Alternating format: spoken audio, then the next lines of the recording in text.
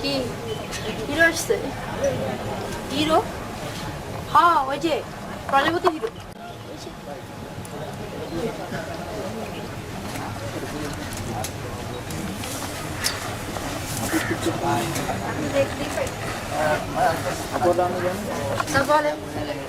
এখন আবার কোন জাদু নিয়ে আসছে না? মারিয়া সন্ধ্যায় প্রতি বছর বিশাল দূরের আয়োজন করা হয়। সারা দেশ থেকে দেশে করে এই অঞ্চলের সবচেয়ে তেজি পালোয়ান একটা রকেট আপনি প্রধানের তরফ থেকে আপনি প্রধান অতিথি হিসেবে মেলায় উপস্থিত। আরে না না, কি বলতেছেন আপনি এসব? এটা তো আপনার অন্যায় আবদার।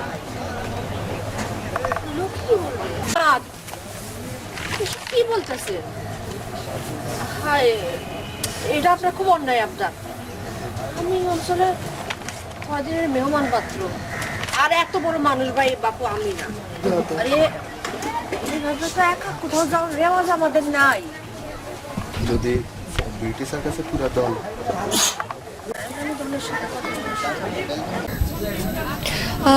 আমার চরিত্রটি বলতে গেলে একটি ট্র্যাপিস্টের চরিত্রই, মানে পারফর্মারের চরিত্র। আর এছাড়াও বিউটি চরিত্রটির নামই বিউটি। ছবিটির নাম তো আপনারা জানেন যে বিউটি সার্কাস। সেই বিউটি সার্কাসের মালকিনও তো সেই জায়গার থেকে চরিত্রটা আমার জন্য নতুন। আমি এরকম কখনো করিনি, মানে আক্ষরিক অর্থে আমাদেরকে সার্কাসের কিছু পারফরমেন্স করতে হচ্ছে, কিছু পারফরমেন্স আমাকেও করতে হচ্ছে এবং করব। আমি জানি না কতটুকু আমি বিশ্বাসযোগ্যভাবে করতে পারবো, কিন্তু আমি আমার অবস্থান থেকে আসলে চেষ্টা করে যাচ্ছি।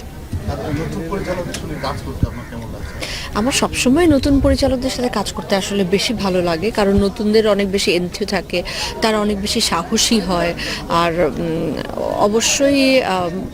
অবশ্যই আমি খুবই সম্মানের সাথে বলছি, আমাদের যেসব ডিরেক্টররা আছেন, যারা আছেন তারা তো অবশ্যই ভালো, কিন্তু নতুনদের সাথে কাজ করার একটা অন্য ধরনের মজা একজন আর্টিস্ট হিসেবে আমি পাই। তো সেই জায়গা থেকে আমি খুব এনজয় করছি কাজগুলো।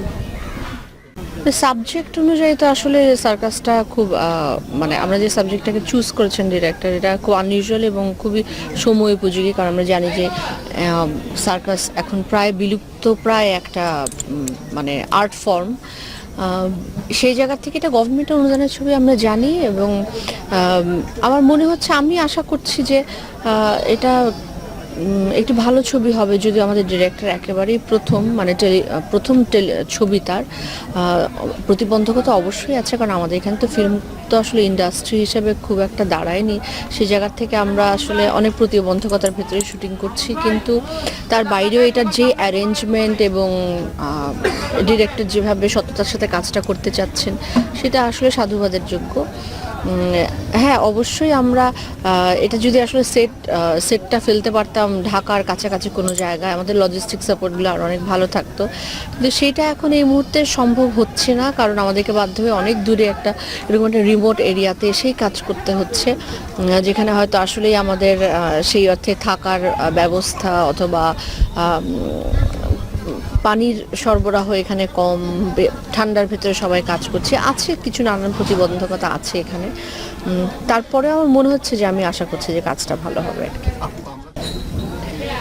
প্রথম আগ্রহের কারণ তো অবশ্যই এটার গল্প, তারপরে এটার চরিত্র, দ্বিতীয় বিষয় হচ্ছে একটি সরকারি অনুদানের ছবি, আর শিল্পী হিসাবে আমার একটা দায় রয়েছে এরকম একটি আর্ট ফর্ম নিয়ে আমার মনে হয় আগে অন্য কেউ কাজ করেনি কোনো ডিরেক্টর।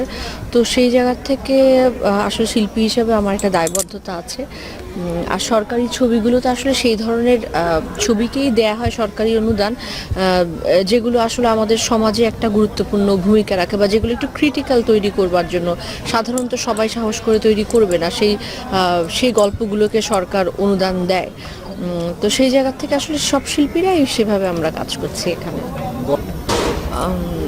দর্শকদের উদ্দেশ্যে এটাই বলতে চাই যে আমাদের এখানে আসলে ছবি দেখবার, হলে গিয়ে ছবি দেখবার কালচারটা খুব একটা নেই।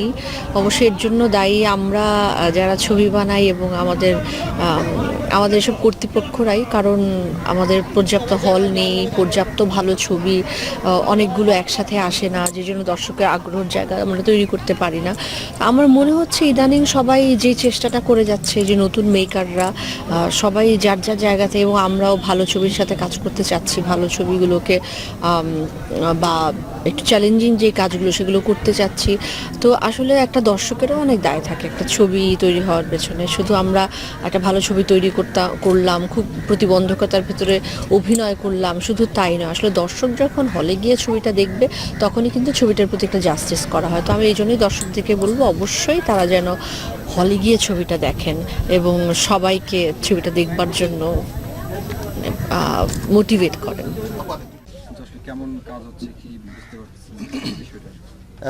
বিউটি সার্কাসে এক্সপেকটেশন তো অনেক বেশি, এবং সেটা শুধু টিমমেট বা ডিরেক্টর হিসেবে আমাদের না, অন্যান্য অনেক মানুষ এটা সম্পর্কে জানে আর কি। দীর্ঘ সময় ধরে বিউটি সার্কাস একটা আলোচনার জন্ম দিয়েছে। এটা কারণ এটার প্লট এবং এটার ডিজাইন, এবং এটা তো ইনফ্যাক্ট একটা খুবই আমাদের একটা কালচারাল এন্টারটেনমেন্ট ফর্মের উপর সিনেমাটা, তো সেই জন্য হচ্ছে এটা এক ধরনের লার্জার স্কেলে একটা এক্সপেকটেশন তৈরি করেছে। আর কাজের জায়গাটা যদি বলি, সবসময় এটা বিশাল আকার আয়োজন যেখানে থাকে সেখানে কিন্তু অনেক অবস্ট্যাকলস থাকে। তো আমরা এরকম বাধা বিপত্তির বাইরে না, কিন্তু প্রথম চলচ্চিত্র এবং অন্যান্য বিশালতর আয়োজন সব মিলিয়ে আমাদের it's a kind of fight আর কি। সো আমরা চেষ্টা করছি শেষ পর্যন্ত অ্যাচিভ করার জন্য, যেটা আমরা লিখেছি, যেটা আমরা ইমাজিন করেছি, যেটা ভিজুয়াল করার ট্রাই করছি। So hopefully will achieve. মানে গল্পের সারাংশটা আসলে কি, সারমর্মটা কি? এটা বেসিক্যালি এখানে দেখবেন যে একটা সার্কাসকে ঘিরেই গল্প যদিও, কিন্তু এটা আশপাশে অনেক ল্যান্ডস্কেপ, এক ধরনের বর্ডার কেন্দ্রিক জীবন ব্যবস্থা, মানুষের ফিলোসফিক্যাল স্ট্যান্ড বা নারীর প্রতি পুরুষের দৃষ্টিভঙ্গির জায়গা, এগুলো সবগুলোকেই এনলাইটেন করা হয়েছে।